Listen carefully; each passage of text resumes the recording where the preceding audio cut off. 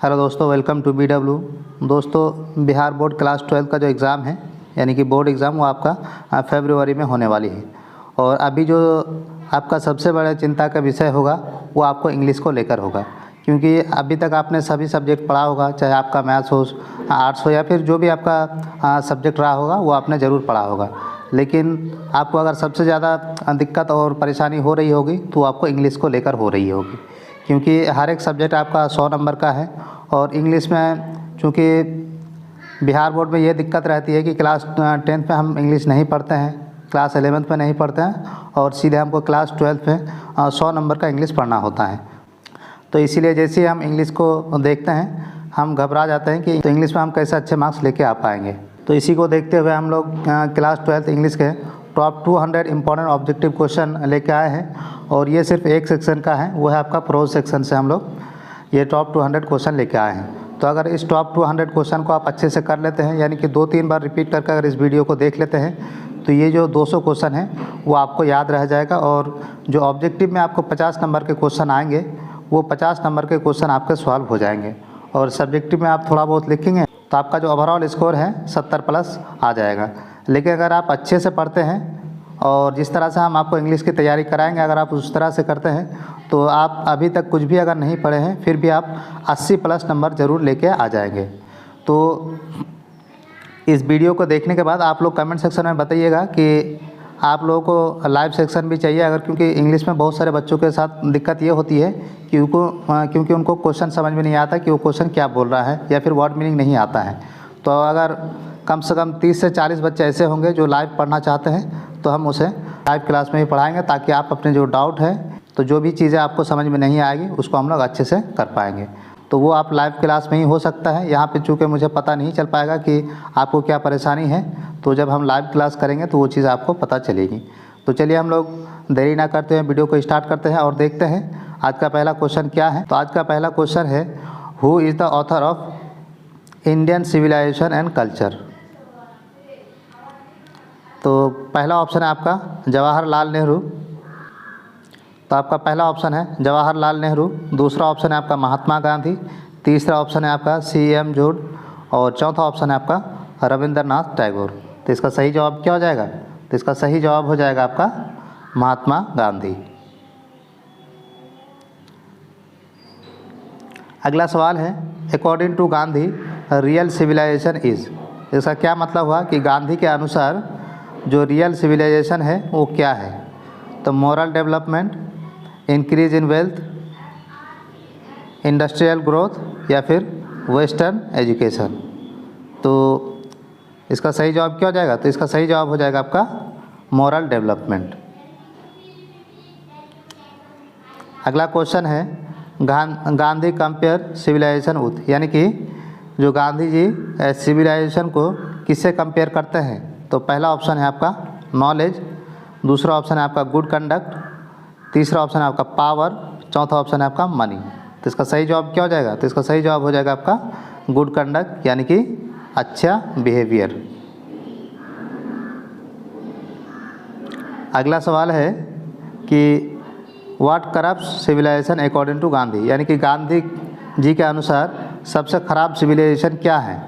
तो पहला ऑप्शन है आपका सिंप्लिसिटी, दूसरा ऑप्शन है आपका मटेरियलिज्म, तीसरा ऑप्शन है आपका कल्चर और चौथा ऑप्शन आपका एजुकेशन। तो गांधी जी के अनुसार सबसे ख़राब सिविलाइजेशन है वो मटेरियलिज्म। अब मटेरियलिज्म का मतलब क्या होता है? मटेरियलिज्म का मतलब होता है जैसे पूंजीवाद है, लोग अपने पूंजी को इकट्ठे करते हैं और उससे क्या होता है, असमानताएं बढ़ती है। जैसे इंडिया में क्या है, इंडिया का जो अभी सिविलाइजेशन हालांकि काफ़ी अच्छी है, लेकिन अभी जो देखा जा रहा है कि यहाँ पे 1% लोगों के पास ही भारत के 50% संशोधन है। तो इस तरह के सिविलाइजेशन को गांधी जी करप्ट सिविलाइजेशन मानते हैं। अगला सवाल है कि ट्रू सिविलाइजेशन टीच, यानी कि जो सही सिविलाइजेशन है यानी सच्चा सिविलाइजेशन है वो हमें क्या सिखाता है?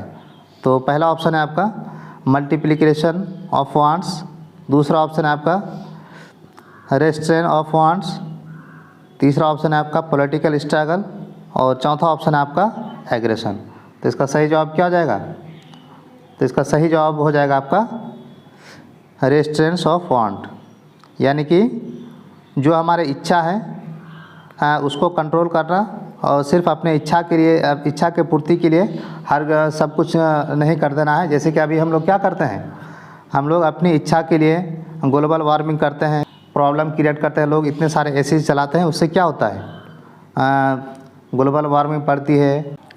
अगला सवाल क्या है कि who wrote the Bharat is my home, यानी कि भारत इज़ माय होम एक चैप्टर है, उसका लेखक कौन है? तो पहला ऑप्शन है आपका डॉक्टर राजेंद्र प्रसाद, दूसरा ऑप्शन है आपका डॉक्टर जाकिर हुसैन, तीसरा ऑप्शन है आपका जवाहरलाल नेहरू और चौथा ऑप्शन है आपका बी आर अम्बेडकर। तो इसका सही जवाब क्या हो जाएगा? तो इसका सही जवाब हो जाएगा आपका डॉक्टर जाकिर हुसैन।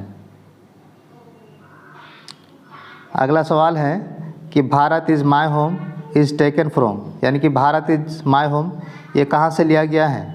तो पहला ऑप्शन है आपका हिज ऑटोग्राफी, यानी कि भारत इज़ माय होम इसका लेखक कौन है? हमने अभी पढ़ा कि ये डॉक्टर जाकिर हुसैन का है।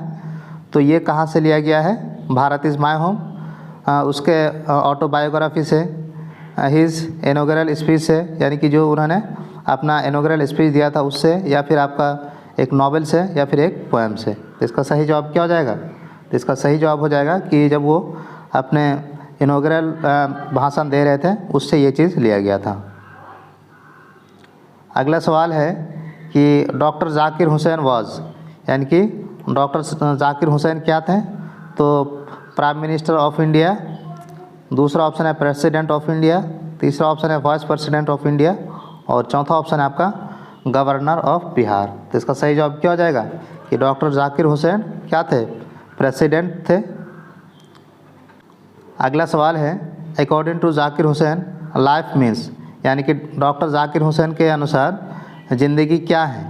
तो पहला ऑप्शन है आपका स्ट्रगल, दूसरा ऑप्शन है आपका कोऑपरेटिव वर्क, तीसरा ऑप्शन है आपका वेल्थ और चौथा ऑप्शन है आपका कंपटीशन। अगर आप लोगों को इनमें से कोई वर्ड, किसी वर्ड का मीनिंग अगर नहीं पता है, जो भी हम लोग अभी पढ़ रहे हैं, तो बहुत सारे वर्ड ऐसे होंगे जिनका मीनिंग आपको नहीं पता होगा। तो जिस भी वर्ड का मीनिंग पता नहीं हो वो सारे वर्ड आप कमेंट सेक्शन में लिखेंगे, ताकि जब हम अगला वीडियो बनाएंगे तो उस वर्ड का मीनिंग आपको बता दिया करेंगे। तो चलिए हम लोग देखते हैं कि इस क्वेश्चन का सही जवाब क्या है। तो इस क्वेश्चन का सही जवाब हो जाएगा कि डॉक्टर जाकिर हुसैन के अनुसार जो ज़िंदगी है उसमें आपका कोऑपरेटिव वर्क, यानी कि एक दूसरे की मदद करना, एक दूसरे के काम आना, वही असल ज़िंदगी है। अगला सवाल है जाकिर हुसैन प्लेज टू। तो पहला ऑप्शन आपका डिवाइड द नेशन, दूसरा ऑप्शन है work for the welfare of the nation, तीसरा ऑप्शन है आपका डिस्ट्रॉय कल्चर और चौथा ऑप्शन है आपका सपोर्ट वन कम्युनिटी ओनली। तो इसका सही जवाब क्या हो जाएगा? तो इसका सही जवाब हो जाएगा कि जो डॉक्टर जाकिर हुसैन थे वो सिर्फ अपने नेशन के वेलफेयर के लिए, यानी कि नेशन की उन्नति के लिए, देश की उन्नति के लिए ही काम करते थे। अगला सवाल है कि the author of A pinch of snuff is. तो पहला ऑप्शन है आपका मुल्क राज आनंद, दूसरा ऑप्शन है मनोहर मालगोनकर, तीसरा ऑप्शन है आपका खुशवंत सिंह और चौथा ऑप्शन है आपका आर के नारायण। तो इसका सही जवाब क्या हो जाएगा? तो इसका सही जवाब हो जाएगा आपका मनोहर मालगोनकर। अगला सवाल है the narrator in pinch of A snuff is. तो इसका पहला ऑप्शन हो जाएगा ए फार्मर, दूसरा ऑप्शन है आपका डिप्टी सुपरिटेंडेंट ऑफ पुलिस, तीसरा ऑप्शन है आपका ए स्टूडेंट और चौथा ऑप्शन है ए डॉक्टर। तो क्या थे? A narrator a pinch of snuff a deputy superintendent of police, यानी कि DYSP। अगला सवाल है who insist on the taking snap. तो इसका सही जवाब क्या हो जाएगा? तो पहला ऑप्शन है आपका नैरेटर्स फ्रेंड, दूसरा ऑप्शन नैरेटर्स मदर, तीसरा ऑप्शन है आपका सर्वेंट और चौथा ऑप्शन है आपका स्ट्रेंजर। तो इसका सही जवाब क्या हो जाएगा? तो इसका सही जवाब हो जाएगा आपका नैरेटर्स मदर, यानी कि जो स्पीच दे रहे थे उसके माताजी थे।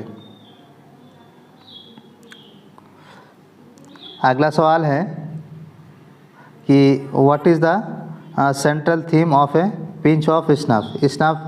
पिंच ऑफ स्नफ का जो सेंट्रल थीम है वो क्या है? तो पहला ऑप्शन है आपका ह्यूमर, दूसरा ऑप्शन है आपका पैट्रियटिज्म, तीसरा ऑप्शन है एजुकेशन और चौथा ऑप्शन है आपका पॉलिटिक्स। तो इसका सही जवाब क्या हो जाएगा? तो इसका सही जवाब हो जाएगा आपका ह्यूमर। अगला सवाल है the story A pinch of snuff is. तो पिंच ऑफ स्नफ का जो स्टोरी था वो किस तरह का था? बहुत सीरियस था, ह्यूमरस था, ट्रेजिक था या फिर आपका बायोग्राफिकल था? तो इसका सही जवाब क्या हो जाएगा? तो ये था आपका ह्यूमरस, यानी कि मानवता वाली स्टोरी थी वो। अगला सवाल है who give the speech I have a dream. तो इसका सही जवाब क्या हो जाएगा?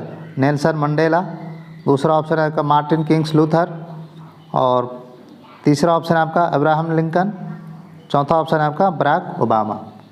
तो इसका सही जवाब क्या हो जाएगा? तो इसका सही जवाब हो जाएगा मार्टिन लूथर किंग जूनियर। अगला सवाल है where was the speech deliver. तो ये तो पहला ऑप्शन है आपका लिंकन मेमोरियल वाशिंगटन डीसी, दूसरा ऑप्शन है आपका न्यूयॉर्क, तीसरा ऑप्शन है आपका शिकागो और चौथा ऑप्शन है आपका बोस्टन। तो इसका सही जवाब क्या हो जाएगा? तो इसका सही जवाब हो जाएगा कि लिंकन मेमोरियल जो कि वाशिंगटन डीसी में है।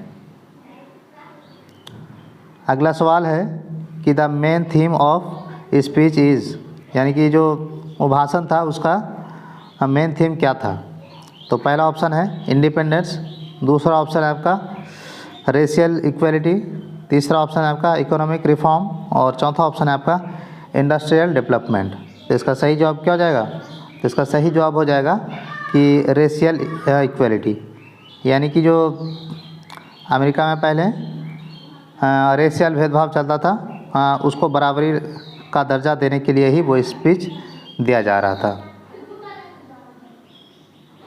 अगला सवाल है I have a dream was deliver in the year. तो इसका सही जवाब क्या हो जाएगा? तो पहला ऑप्शन 1947, 1963, 1971 और 1956। तो इसका सही जवाब क्या हो जाएगा? तो इसका सही जवाब हो जाएगा आपका 1963। अगला सवाल है Martin Luther king was awarded, यानी कि मार्टिन लूथर किंग को किस चीज़ से नवाजा गया था? तो पहला ऑप्शन है आपका भारत रत्न, दूसरा ऑप्शन है आपका नोबेल पीस प्राइज़, तीसरा ऑप्शन है आपका पुलिट्जर प्राइज़ और चौथा ऑप्शन है आपका बुकर प्राइज़। तो इसका सही जवाब क्या हो जाएगा? तो इसका सही जवाब हो जाएगा कि मार्टिन किंग लूथर को नोबेल प्राइज़ से नवाजा गया था। तो आज की इस वीडियो में हम लोग 20 क्वेश्चन ही रहने देते हैं। नेक्स्ट वीडियो में हम लोग फिर से 20 से 25 क्वेश्चन करके डिस्कस करेंगे, क्योंकि इंग्लिश आपको पढ़ने में उतना इंटरेस्टेड नहीं होता है, लेकिन मैं बहुत इंटरेस्टिंग से पढ़ाया है, इसीलिए मैं छोटा छोटा ही वीडियो लाने की कोशिश करूँगा और ताकि आप लोगों को काफ़ी अच्छा से इस चीज़ को समझ में आए। और कोई भी चीज़ अगर कोई भी आप लोग सजेशन देना चाहते हैं या किसी और तरीके से आप पढ़ना चाहते हैं तो वो भी आप कमेंट सेक्शन में लिख सकते हैं। Thank you so much for watching this video.